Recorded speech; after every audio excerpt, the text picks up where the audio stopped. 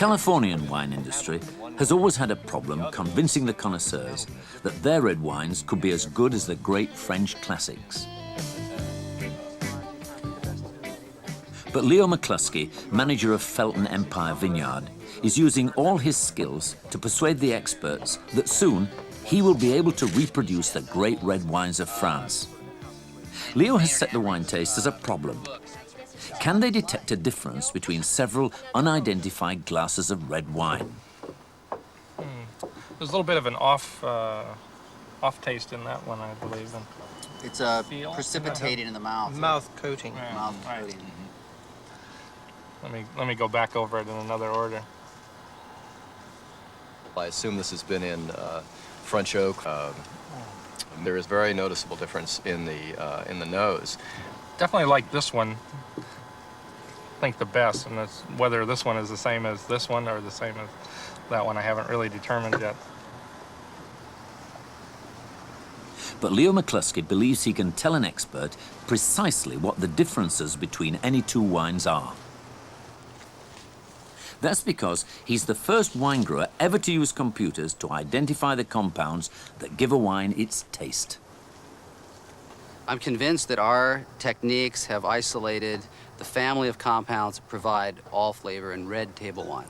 Sugar, acid, and alcohol are flavors, but there is no one in the world paying more money for high alcohol wine or high sugar wine. They pay money for wine with some magic in it, something Francais in it. Leo separates the red compounds out of the wine and then feeds them through this tube. It's connected to a computer-controlled analyzer. What we have here is the kind of analytical equipment that you can find at a California winery these days. This is a device which can crack wine into its individual components. Now what I'll do is take this Cabernet Sauvignon from the Napa Valley at Ridge Vineyards, and I'll inject it into the cracking device, and there we go. And we'll see how many components are in this Cabernet Sauvignon.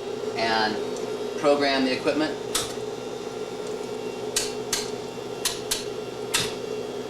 And start the computer.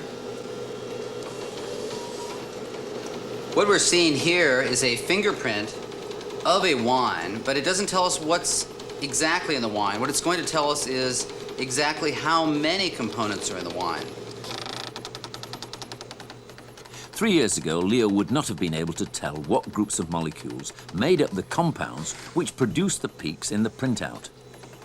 But now he can isolate them and then take them for analysis to the University of Santa Cruz.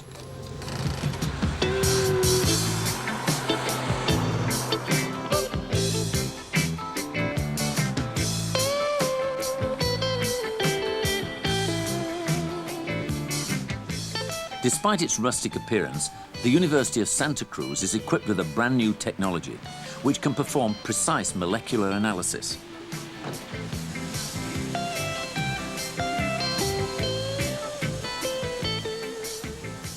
A sample is carefully aligned before being placed in a nuclear magnetic resonance spectrometer. The spectrometer uses supercooled magnets to pass a huge magnetic field through the compound. This makes the carbon atoms in the compound vibrate, and the vibrations show up on the computer. It's then possible to compare the compound with the printout of a known chemical and deduce its structure. What we're going to see here is a fingerprint of the carbon atoms in a molecule we've isolated from wine, from red wine. And we can compare this directly to known carbon skeletons, the fingerprints of known carbon skeletons, and completely identify this molecule and even build a three-dimensional model of what we think this molecule is. These molecules, which give a wine its flavor, are present in different quantities in different wines, and so give the wine a distinct fingerprint. As Leo has now put many of the wine fingerprints on a personal computer, it's easy for him to work out the difference between two wines. Well, each of these wines has a unique chemical fingerprint. You can see them here.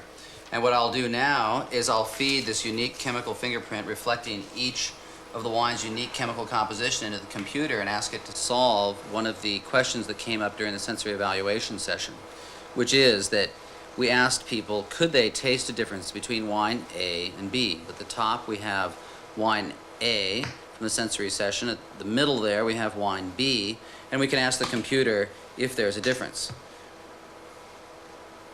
And what we see is that it can measure a difference between wine A and B. Now, if we actually went back to the sensory evaluation session, we found out that only about half of the judges were able to see the difference displayed here at the bottom. Leo is keen to know whether the wine tasters can detect a difference that shows up on the computer, as he can then use that information in his wine making. Well, given that we can gather data with a very precise analytical tool, what we can then do is ask whether the human sensory capability is capable of the equal precision. If it is, then we become very interested in manipulating all winemaking practices which human beings can sense. So that's how we are initially using this information. We're looking at the classical, traditional French techniques to see which variations in those techniques that human beings can actually taste. As Leo now knows which molecular characteristics appeal to the taste, he can change his ways of creating wine, both in the cellar and in the vineyard. Well, we changed the timing of the cellar practices, the quantity of any given cellar practice, the fermentation cycles that are used to extract these molecules that have been measured in this very precise way. We have looked at vineyard sites, location, all the things a fine winery would usually be doing anyway. The proof, however, is in the tasting. And the tasters are reluctant to give up their supremacy when it comes to determining what is and isn't a good wine. Well, it is helpful. I mean, it's helpful to know what the constituents are, but it is only one half of the equation, because what makes a fine wine is the way anybody is responding to that wine.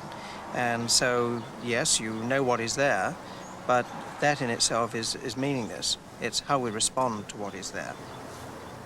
But if Leo McCluskey can actually produce a Californian wine that is indistinguishable from expensive French red, even the wine tasters may have to forego the delights of nose and palate and use the scientific precision of the computer.